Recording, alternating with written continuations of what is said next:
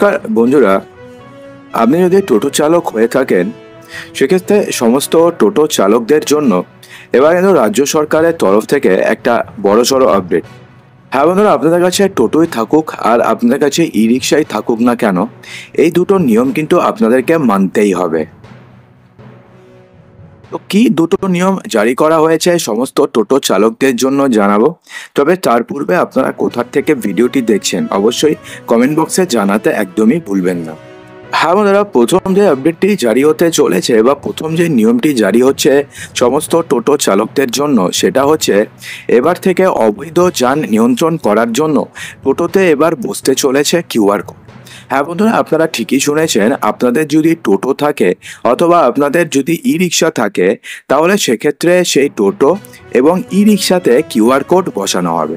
তো সেই QR code কি, কিউআর কোডে কি থাকবে, সেটা কি গুগল পের কোনো কিউআর কোড নাকি অন্য কোনো কিউআর কোড জানাবো।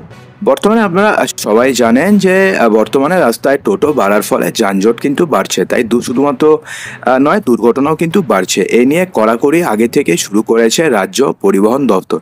টোটো এবং ই রিক্সা নিয়ন্ত্রণে ইতিমধ্যে রাজ্য এবং জাতীয় সড়কের ওপরে টোটো চলাচলের নিষেধাজ্ঞা জারি করেছে পরিবহন দপ্তর।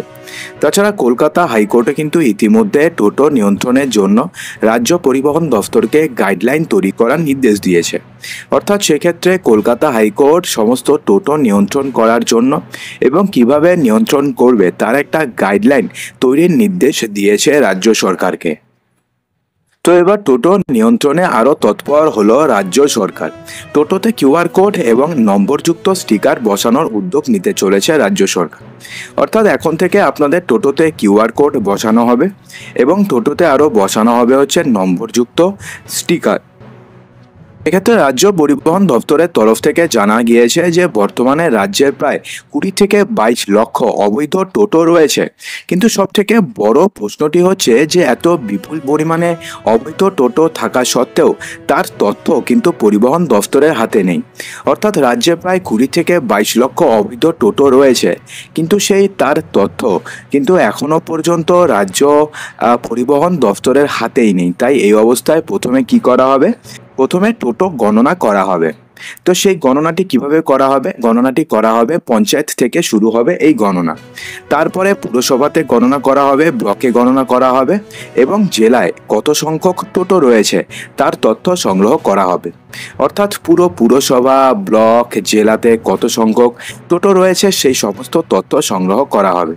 এবার কি হবে, এবার সেই তথ্য সংগ্রহ করার পরেই এবার থেকে কিউআর কোড বসানোর কাজ শুরু হয়ে যাবে।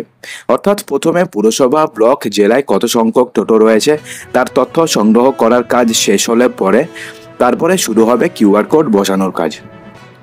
তো এই কিউআর কোড স্ক্যান করলে, তো এই কিউআর কোড কি, তো এই কিউআর কোড হচ্ছে, এই কিউআর কোড স্ক্যান করলে এখন থেকে টোটো সম্পর্কে যাবতীয় তথ্য এবং মালিকের যাবতীয় তথ্য বেরিয়ে আসবে। অর্থাৎ সেই টোটোটি কার নামে রেজিস্ট্রেশন করা রয়েছে, সেই টোটোটি কবে কেনা, টোটোটি কোন দোকান থেকে কেনা বা টোটোটি কত টাকা দিয়ে কেনা, সেই সমস্ত তথ্য এবার সেই কিউআর কোডটিকে স্ক্যান করলেই বেরিয়ে আসবে। তো এই তো গেল প্রথম আপডেট। তো শুধুমাত্র কিন্তু আপনাদের জানিয়ে দিই যে শুধুমাত্র কিন্তু এই কিউআর কোডই নয়, সাধারণ গাড়ির মতন এখন থেকে নম্বরযুক্ত স্টিকার দেওয়া হবে টোটোগুলোকে। এর ফলে কি হবে, এর ফলে টোটোকে আলাদাভাবে চিহ্নিত করা সম্ভব হবে। অন্যদিকে বাস এবং অটোর কিন্তু একটা নির্দিষ্ট রুট রয়েছে, অর্থাৎ এমন না যে বাস যেই রুট খুশি সেই রুটে চলাচল করতে পারে। তো ঠিক তেমনি অটোরও একটা নির্দিষ্ট রুট রয়েছে। এর ফলে যানজট নিয়ন্ত্রণ করা সম্ভব হয়। তাই এইসব যানের মতনই টোটোগুলোকেও এখন থেকে একটা নির্দিষ্ট করে রুট দিতে চাইছে রাজ্য পরিবহন দপ্তর। কোনো সমস্যা যাতে না হয় সেই বিষয়টি দেখা হবে।